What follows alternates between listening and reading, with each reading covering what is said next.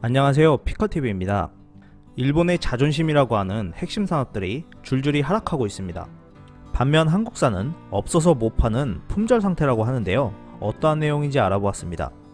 19일 일본 재무성 발표에 따르면 7월 무역 통계에서 일본의 무역 수지가 2,496억엔 적자로 나타났습니다. 수출은 전년 동기 대비 1.6% 감소했고 수입액 또한 1.2% 감소했습니다. 재무부는 미중 무역 갈등으로 인한 중국 경제의 둔화가 영향을 끼쳤을 가능성이 있다라는 견해를 나타냈는데요. 이로 인해 중국에 대한 수출액이 전년 동기 대비 9.3% 감소했고 한국에 대한 수출액도 전년 동기 대비 6.9% 감소한 4,363억엔으로 9개월 연속 감소했다 합니다. 한국으로부터 수입액 또한 8.6% 감소했는데요. 그래도 한국과의 교역에서 1,607억엔 흑자였습니다. 좀 더 자세히 일본의 핵심 산업을 살펴보면 심각해집니다. 일본 경제신문 발표에 따르면 상장기업 주요 1584개 순이익은 3년 만에 15% 감소했고 특히 제조업 관련해서는 45% 감소했다고 합니다. 닛산 자동차는 전년 동기 대비 순이익이 90% 감소하여 직원을 12,500명 감원한다고 발표했는데요.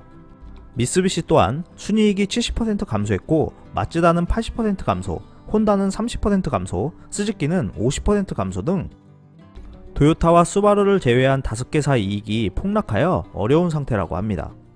2018년 일본 수출 총액은 81조 4,788억엔이었습니다. 이 중 1위인 자동차는 15.1%, 3위인 자동차 부품은 4.9%, 그리고 원동기는 5위 3.6%로 이러한 자동차 관련 수출이 거의 20%를 차지하고 있는 것을 확인할 수 있었습니다. 이러한 상황에서 엔고 현상 또한 일본 기업들의 경영을 더욱 힘들게 하고 있는데요.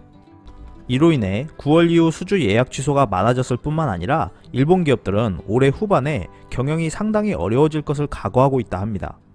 일본 내에서는 이렇게 차가 팔리지 않는 이유가 카쉐어링과 자동차 리스 등 개인을 위한 서비스가 확대되고 있고 특히 자동차 소유에 연연하지 않는 사람이 증가하고 있어서라는데요.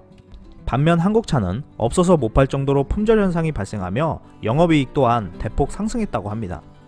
노사 간의 문제로 생산 차질이 있음에도 현대차는 2분기 영업이익이 30% 증가했다고 발표했습니다. 현대차는 분기 영업이익 1조 원 클럽에 재가입하면서 2분기 영업이익을 1조 2,377억 원 기록했는데요.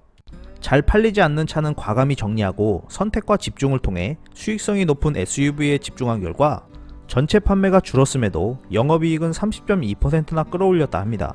대표적으로 펠라세이트는 없어서 못 파는 상황이 계속되고 있는데요. 현대차는 하반기에 미중 무역 갈등에 따른 글로벌 둔화와 신흥국 경기 부진 등을 감안하여 권역별 책임 경영 체제를 기반으로 지역마다 최적 상품 서비스를 내세워 수익성을 회복할 계획이라고 밝혔습니다.